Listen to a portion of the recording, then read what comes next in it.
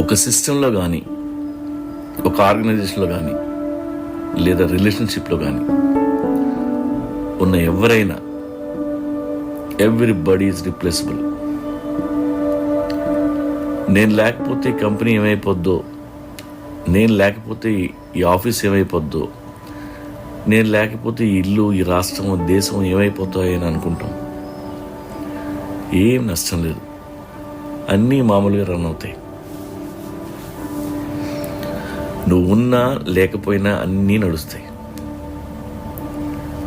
మీలో ఉన్న కొన్ని స్పెషల్ క్వాలిటీస్ వలన మీరు లైఫ్లో ఈ పొజిషన్లో ఉండుండొచ్చు. మీకున్న ఎక్స్పీరియన్స్, మీకున్న పర్స్పెక్టివ్, మీకున్న ఐడియాలు, మీరు ఆఫీస్కి వచ్చినప్పుడు మీరు తెచ్చే ఎనర్జీ, ఇలా ఎన్నో మంచి క్వాలిటీస్ మీలో ఉండొచ్చు. ఆ విషయంలో